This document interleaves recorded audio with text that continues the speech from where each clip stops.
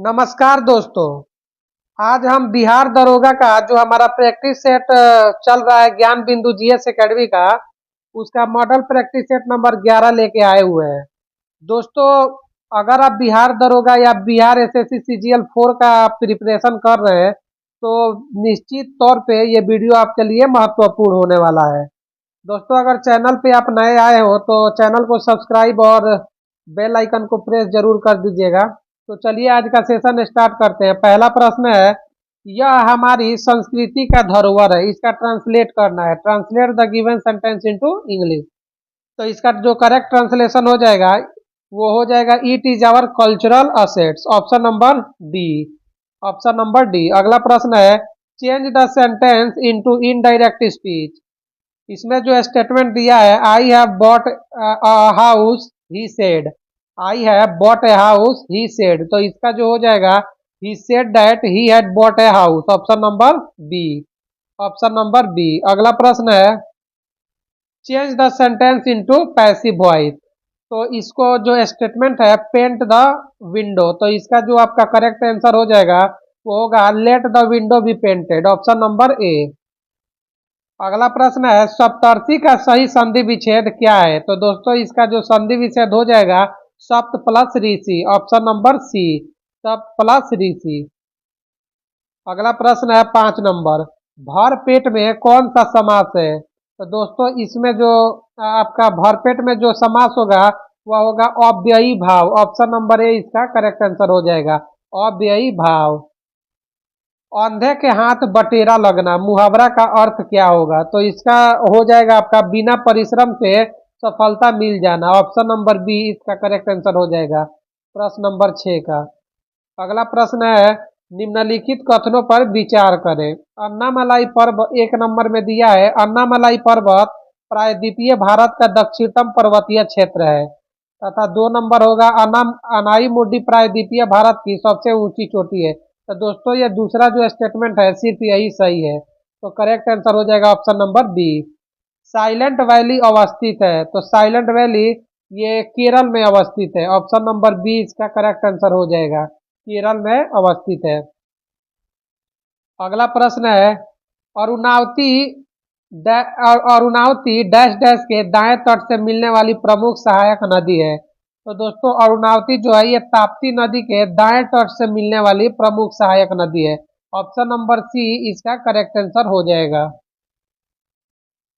अगला प्रश्न है 10 नंबर, बैसाख के महीने में आने वाली तबाही को किस राज्य में बोर्डो इचिला कहा जाता है? तो दोस्तों, असम राज्य में इसको बोर्डो इचला कहा जाता है। ये पवन चाय, पटसन और चावल के लिए काफी अच्छी पवनें होती है, और इसी पवन को पश्चिम बंगाल में काल बैसाखी के नाम से जाना जाता है। अगला प्रश्न है 11 नंबर, मृदा के संगठन में सर्वाधिक योगदान होता है। तो दोस्तों, इसमें सर्वाधिक योगदान खनिज पदार्थ का होता है।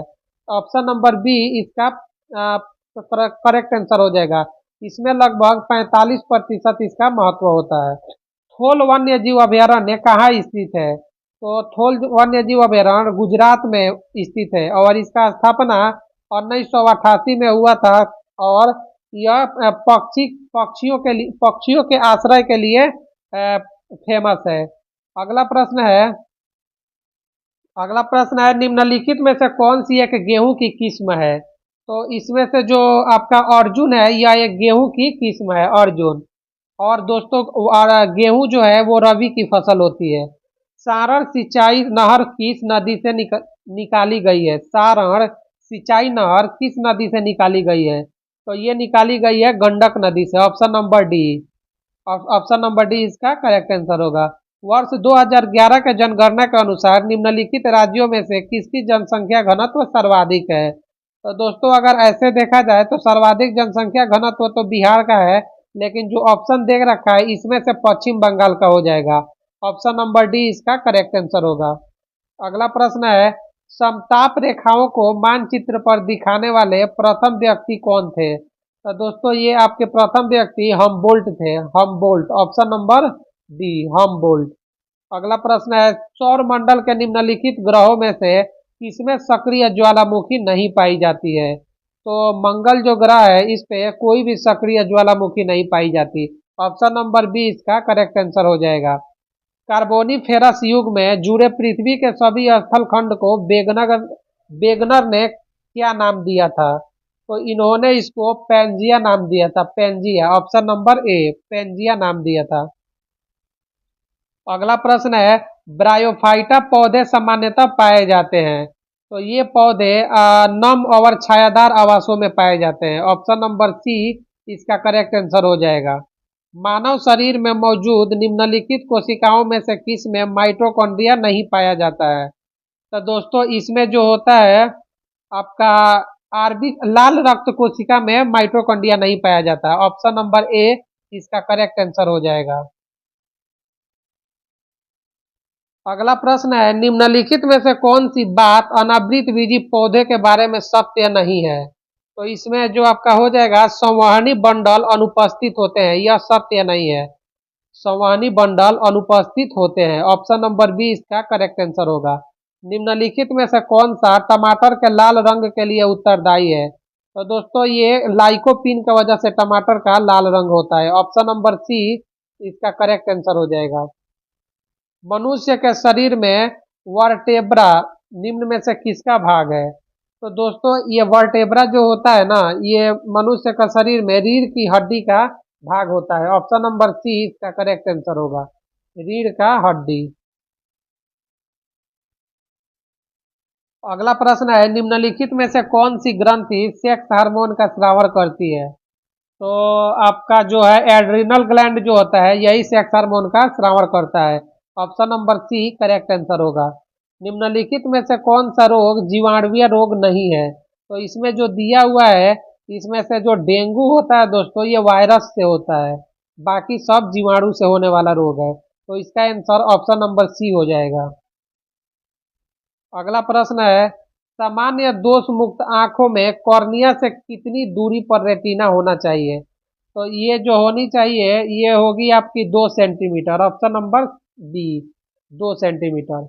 1 किलोवाट घंटा का मान कितना होता है? दोस्तों 1 किलोवाट घंटा को अगर हम कन्वर्ट करें तो इसका जो करेक्ट मान होगा वो 3.6 इंटू 10⁶ जूल होगा। ऑप्शन नंबर ए इसका करेक्ट आंसर होगा। अगला प्रश्न है, न्यूटन का शीतलन नियम निम्नलिखित में से किसकी विशेष स्थिति है? तो ये जो स्टीफन का यह विशेष स्थिति है, स्टीफन का। ऑप्शन नंबर ए स्टीफन का। अगला प्रश्न है, निम्नलिखित में कौन सा सुमेलित नहीं है? तो जेम्स वाट वाष्प इंजन का किए थे, ये बिल्कुल सही है। एजी बेल टेलीफोन का किए थे, ये भी सही है, Graham Bell. JL Bell television का किए थे, ये भी सही है। जे परकिंस पेनिसिलिन का, नहीं दोस्तों पेनिसिलिन के खोज जो है वो अलेक्जेंडर फ्लेमिंग ने किया था, ये गलत है। तो आपका जो करेक्ट आंसर हो जाएगा वो ऑप्शन नंबर डी हो जाएगा। किसी व्यक्ति का संपूर्ण प्रतिबिंब देखने के लिए एक समतल दर्पण की न्यूनतम ऊंचाई कितनी होती है? तो इसमें व्यक्ति की ऊंचाई की आधी जरूर होनी चाहिए। ऑप्शन नंबर बी इसकी करेक्ट आंसर होगा। लोलक घड़ियां गर्मियों में सुस्त हो जाती है क्योंकि लोलक घड़ी जो होते हैं उसकी लोलक की लंबाई गर्मियों में बढ़ जाती है तथा ठंडे के दिनों में छोटा हो जाता है। गर्मी के दिनों में उसकी लंबाई बढ़ जाने के कारण ही घड़ी शुष्क हो जाती है। इसका correct answer option number C हो जाएगा। अगला प्रश्न है, जल शोधन प्रक्रिया में फिटिकरी मिलाने के बाद कौन से चरण होते हैं? तो जल शोधन प्रक्रिया में जब फिटिकरी मिला देते हैं तो उसके बाद जो होते हैं वो स्कंदन, अच्छेदन और अवसादन होते हैं। तो इसका करेक्ट आंसर ऑप्शन नंबर ए हो जाएगा। अगला प्रश्न है दोस्तों, इसको सूची 1 और सूची 2 से मिलान करने हैं। तो इसमें ईंधन और उसके ऊर्जा ऊर्जा कितने प्रति ग्राम ऊर्जा उसमें कितने उपस्थित होते हैं इसको दे रखा है। तो चलिए इसको देखते हैं। एथेनॉल का जो होगा वो 30,000 हो जाएगा। मीथेन का जो होगा वो 55,600 हो जाएगा, ऑप्शन नंबर 3। ब्यूटेन का जो होगा वो 49,100 हो जाएगा तथा हाइड्रोजन का 1.5 इंटू 10⁵ हो जाएगा। तो इसका जो करेक्ट आंसर होगा वो आपका हो जाएगा 2341। ये किसमें दे रखा है? 2341 ऑप्शन नंबर सी में दे रखा है, ऑप्शन नंबर सी। अगला प्रश्न है, वेंचुरी मीटर का प्रयोग किसके मापन के लिए किया जाता है? तो दोस्तों इसका प्रयोग तरल के प्रवाह की दर को मापने के लिए किया जाता है। ऑप्शन नंबर डी इसका करेक्ट करेक्ट आंसर हो जाएगा। अगला प्रश्न है क्यूरी बिंदु तापमान पर निम्नलिखित में से क्या होता है? तो इसमें से धातु की चुंबकीय गुण समाप्त हो जाता है। ऑप्शन नंबर बी इसका करेक्ट आंसर होगा। धातु की चुंबकीय गुण समाप्त हो जाता है। उर्वरकों के निर्माण में निम्नलिखित में से कौन सा तत्व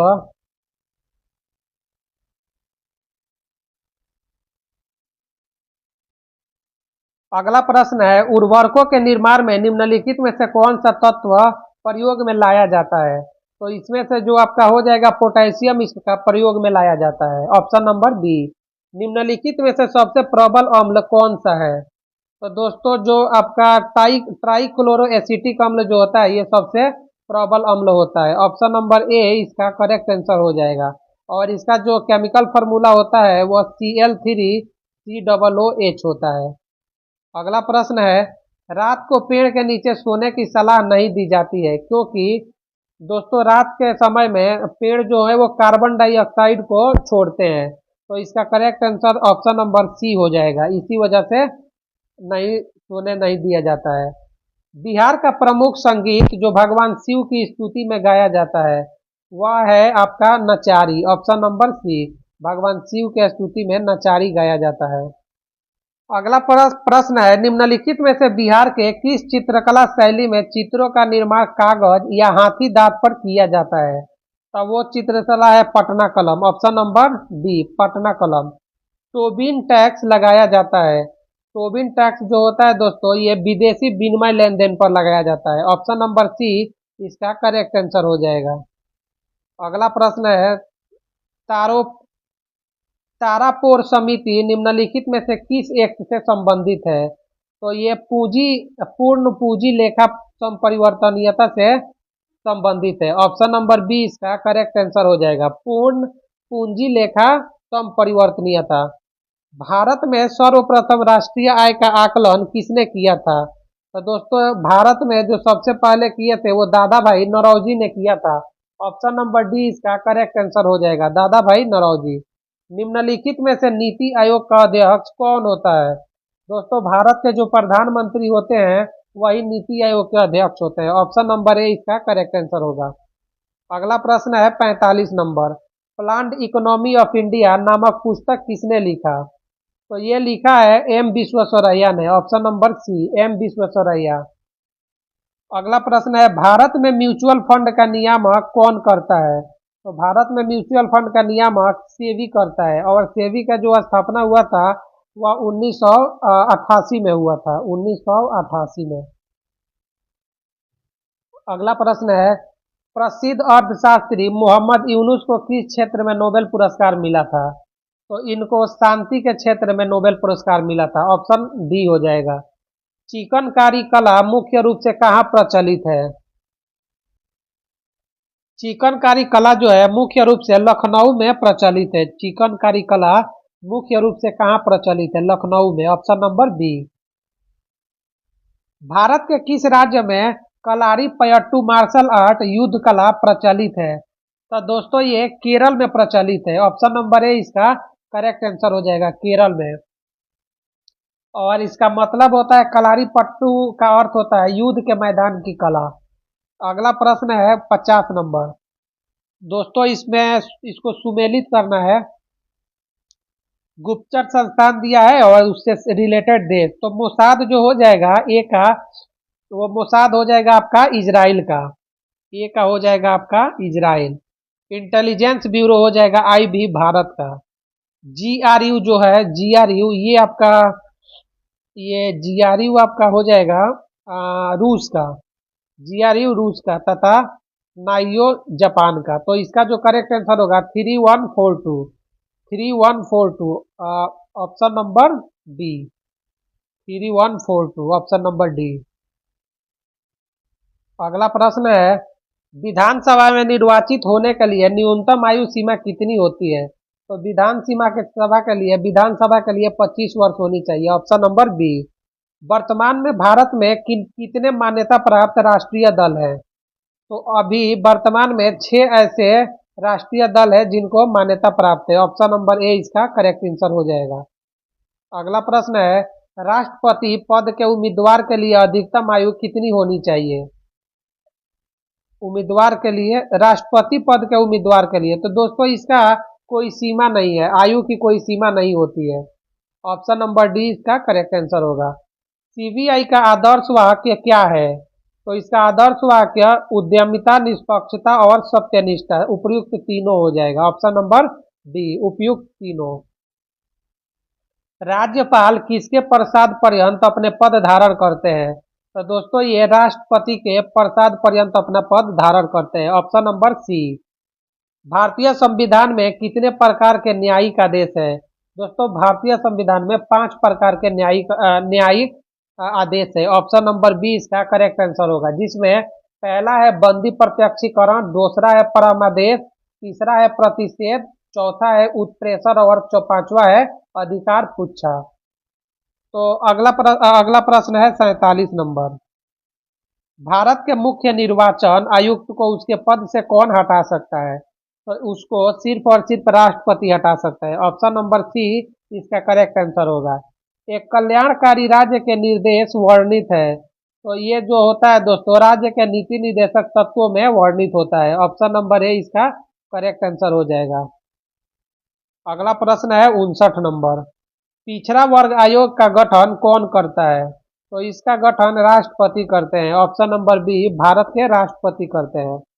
अगला प्रश्न है 60 नंबर। अनुच्छेद 108 के अंतर्गत लोकसभा व राज्यसभा की संयुक्त बैठक आयोजित की जाती है, तो यह राष्ट्रपति के सलाह पे की जाती है। ऑप्शन नंबर सी राष्ट्रपति के द्वारा की जाती है।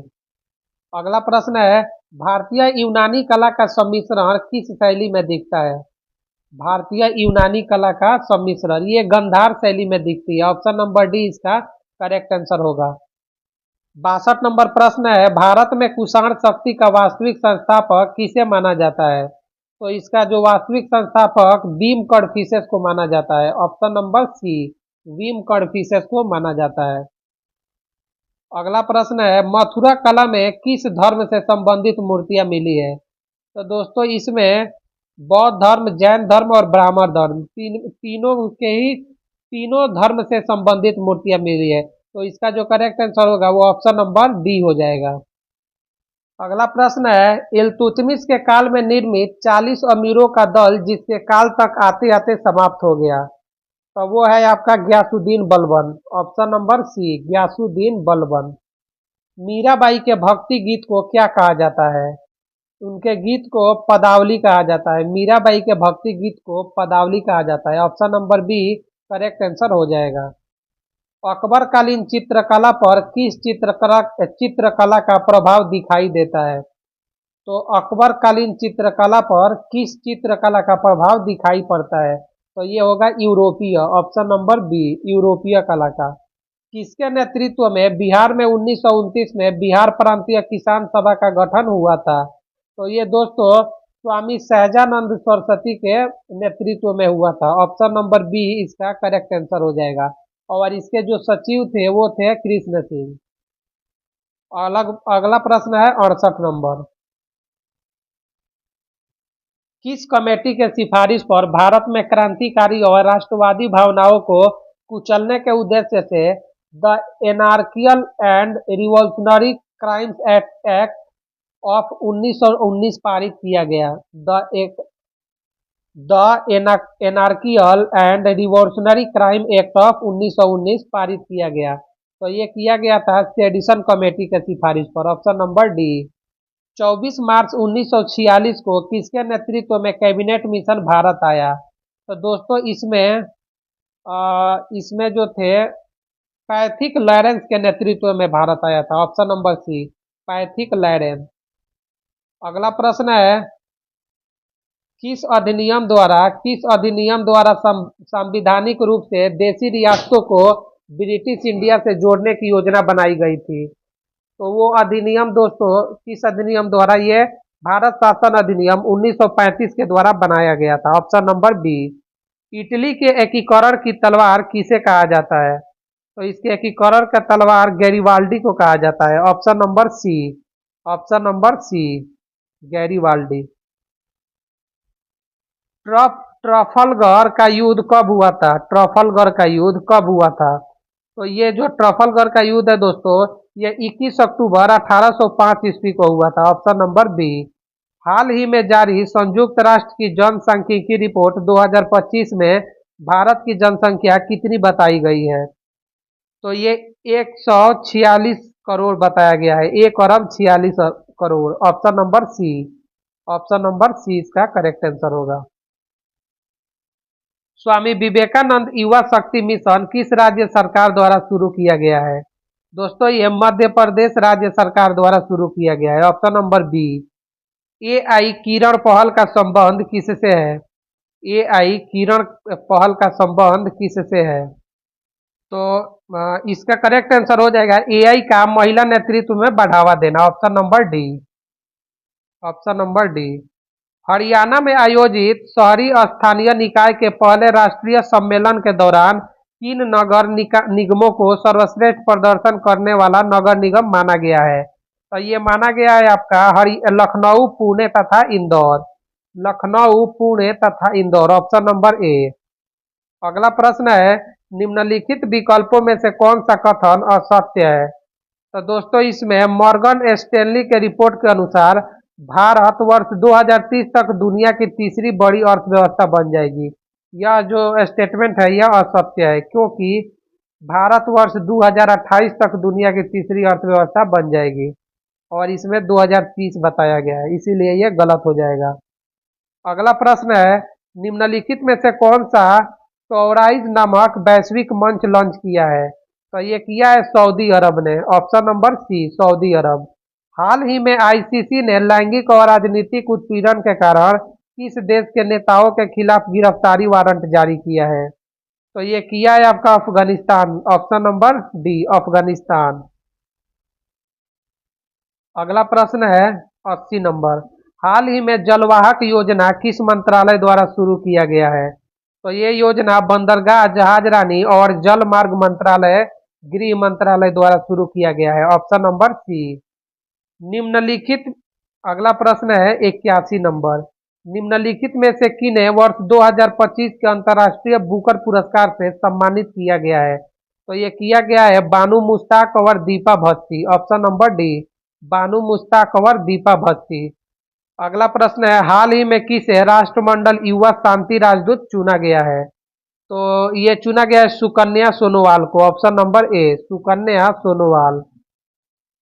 अगला प्रश्न है 83 नंबर, निम्नलिखित में से किस मंत्रालय द्वारा गोल स्टेट्स ऐप लॉन्च किया गया है? तो ये किया गया है सांख्यिकी एवं कार्यक्रम कार्यान्वयन मंत्रालय द्वारा। ऑप्शन नंबर सी।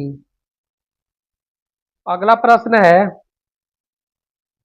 84 नंबर, निम्नलिखित में से किन्हें मिस वर्ल्ड मानवतावादी पुरस्कार 2025 से सम्मानित किया गया है?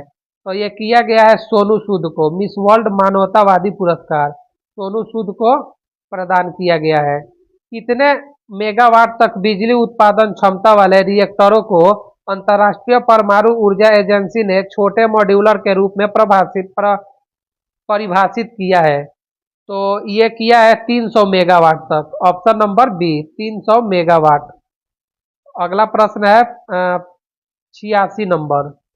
अगला प्रश्न है 86 नंबर, फरवरी 2025 में सागर कवच अभ्यास भारतीय तटरक्षक बल द्वारा कहाँ किया गया है? तो ये किया गया है आपका पश्चिम बंगाल तट रेखा पे। ऑप्शन नंबर बी, पश्चिम बंगाल तट रेखा पे। हाल ही में बिहार के मुजफ्फरपुर जिले के किस जीव वैज्ञानिक ने निमोनिया की नई दवा की खोज की है? तो ये डॉक्टर आदित्य शेखर ने इसकी खोज की है। Doctor Aditya Shekhar. Option number C. Kodaikanal सौर वेधशाला 17 मई 2025 को अपनी कौन सी वर्षगांठ मनाया है? तो ये मनाया है आपका 125वीं वर्षगांठ। ऑप्शन नंबर डी, 125वीं वर्षगांठ।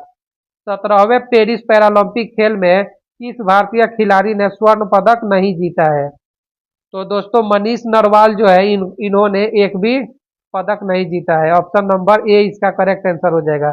एक भी स्वर्ण पदक नहीं जीता है। अगला प्रश्न है 90 नंबर। हाल ही में सैयद मोदी अंतर्राष्ट्रीय बैडमिंटन टूर्नामेंट 2024 के महिला एकल का खिताब किसने जीता है?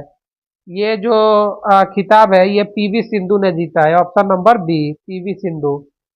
91 नंबर प्रश्न है, भारत वन स्थिति रिपोर्ट 2023 के अनुसार देश में क्षेत्रफल की दृष्टि से दूसरा सर्वाधिक वनावरण वाला राज्य कौन सा है? तो ये दोस्तों है Arunachal Pradesh. Option number B, Arunachal Pradesh. और पहला जो होगा वो हो जाएगा मध्य प्रदेश। अगला प्रश्न है, हाल ही में प्रसिद्ध लोक गायिका शारदा सिन्हा का निधन हुआ है। दोस्तों ये बिहार की थी और इनका जो निधन हुआ है 5 नवंबर 2024 को हुआ है। ऑप्शन नंबर ए इसका करेक्ट आंसर हो जाएगा, 5 नवंबर 2024। ये बिहार के सुपौल सुपौल जिला से थी, बिहार के सुपौल। मार्च 2025 में प्रथम सौर वेदनाम उत्सव का आयोजन निम्नलिखित में से कहाँ किया गया है? तो ये किया गया है पूर्वी चंपारण में। ऑप्शन नंबर बी इसका करेक्ट आंसर हो जाएगा, ये होगा पूर्वी चंपारण। अगला प्रश्न है 94। दोस्तों अब यहाँ से मैथ के प्रश्न है, ए और बी एक काम को 10 दिनों में, बी और सी 15 दिनों में तथा ए और सी 20 दिनों में समाप्त कर सकता है। बी अकेला कितने दिनों में यह काम समाप्त कर लेगा? दोस्तों इस टाइप के प्रश्न हमने पहले भी किया हुआ है, तो इसको आप लोग सॉल्व कर लीजिएगा। इसका जो करेक्ट आंसर होगा वो ऑप्शन नंबर सी हो जाएगा। अगला प्रश्न है 95 नंबर। 3 अंकों की वह सबसे बड़ी संख्या क्या है जो 15, 25, 30 से पूरी तरह विभाजित होती है? तो दोस्तों ये ऐसे जब भी प्रश्न आए तो सबसे पहले हम क्या करेंगे, 15, 25 और 30 का एलसीएम निकाल लेंगे। अगर इसका हम एलसीएम निकाले तो इसका एलसीएम 150 आएगा और 3 अंकों की सबसे बड़ी जो संख्या होगी वो 999 हो जाएगी। अब हम क्या करेंगे, 999 को 150 से डिवाइड करेंगे तो जो भी आपका आएगा शेषफल जो आएगा उसको इसमें से माइनस कर लेंगे। तो इसका करेक्ट आंसर ऑप्शन नंबर ए हो जाएगा। दो संख्याएं 4 और 5 के अनुपात में है, उनका लॉसा 180 है, संख्याओं का योग ज्ञात करें। तो दोस्तों ये दो संख्याएं दे रखी है, ये 5 का 20 एक्स स्क्वायर बराबर 180 हो जाएगा। अगर इसको हम कट करें तो 9 एक्स की वैल्यू 3 आ जाएगा। पहला जो होगा 12 और दूसरा होगा 15। तो 12 और 15 जो संख्याओं का योग पूछ रहा है दोस्तों इस प्रश्न को एक बार फिर से देखते हैं। जैसे इसमें दो संख्या 4 और 5 के अनुपात में, तो इनका लॉसा 180 दिया है। तो ये आपका जो हो जाएगा 5 चौका 20 एक्स बराबर 180। तो एक्स की वैल्यू 9 हो जाएगा। अब हम संख्या पता करेंगे तो एक संख्या हो जाएगा 36 और दूसरा हो जाएगा 45। तो 6 5 11 इकाई अंक 1। तो ये इसका हो जाएगा ऑप्शन डी, इसका करेक्ट आंसर हो जाएगा। अगला प्रश्न है 216 नंबर, 97 नंबर। 216 सेंटीमीटर स्क्वायर क्षेत्रफल वाला दो घनों को आपस में जोड़ा गया है, जोड़ने पर बने घनाभ का पृष्ठ क्षेत्रफल कितना होगा? तो दोस्तों इसका जो करेक्ट आंसर मैं आपको बता देता हूँ, ये आप इसको सॉल्व कर लीजिएगा, ये बिल्कुल फॉर्मूला पे है। ऑप्शन नंबर ए इसका करेक्ट आंसर होगा। आप घन का कुल पृष्ठीय क्षेत्रफल आपको पता है 6 इंटू भुजा स्क्वायर होता है और इसी पे इसका वैल्यू रख के आप फाइंड कर सकते हैं। इतना जो आंकड़ा दिया है इसका परिसर ज्ञात करना है। दोस्तों परिसर जो होता है वह उच्चतम सीमा माइनस निम्नतम सीमा होता है। तो बस आपको इसमें से मैक्सिमम और मिनिमम का जो डिफरेंस होगा वही इसका करेक्ट आंसर हो जाएगा। इसका करेक्ट आंसर बी होगा, ऑप्शन नंबर बी। अगला प्रश्न है, ताश की गड्डी से फेस कार्ड निकालने की संभावना क्या होगा? तो दोस्तों ताश की जो गड्डी में होता है फेस कार्ड 12 होते हैं और कुल कार्ड होते हैं वो 52 होते हैं। तो इसको हम लोग 12/52 कर लेंगे। तो अगर इसको हम कट करें तो आपका हो जाएगा 3/13, 3/13। इसका करेक्ट आंसर सी हो जाएगा। आज का दोस्तों जो हमारा अंतिम प्रश्न है, एक नाव धारा के दिशा में 35 किलोमीटर की दूरी 5 घंटे में तय करती है और 7 घंटों में वापस लौटती है। शांत जल में नाव की चाल ज्ञात करें। तो दोस्तों जब धारा की दिशा में होती है तो आपको पता ही होगा x प्लस वाई बराबर, इसको 35 को 5 से डिवाइड कर देंगे तो 7 हो जाएगा। ये ऑप्शन, ये जो है इक्वेशन 1 हो जाएगा। और दूसरा है 7 घंटों में वापस आती है, तो धारा के विपरीत दिशा में हो जाएगा 5। अब इसी को सॉल्व कर लेंगे, एक्स ओवर वाई की वैल्यू फाइंड कर लेंगे। इसका जो करेक्ट आंसर होगा दोस्तों वो आपका 6 हो जाएगा। ऑप्शन नंबर ए इसका करेक्ट आंसर होगा। दोस्तों इसी के साथ आज का हमारा 100 प्रश्न का जो सेशन है वो समाप्त होता है। दोस्तों अगर वीडियो आपको अच्छी लगती हो तो वीडियो को लाइक कर दीजिएगा और दोस्तों में शेयर कर दीजिएगा ताकि वो भी इसका लाभ उठा सकें। और चैनल को सब्सक्राइब जरूर कर लीजिएगा और बेल आइकन को प्रेस कर लीजिएगा ताकि जो भी वीडियो डाला जाए आपके पास उसका नोटिफिकेशन चला जाए। तो चलिए दोस्तों आज का हम सेशन यही समाप्त करते हैं। Thank you.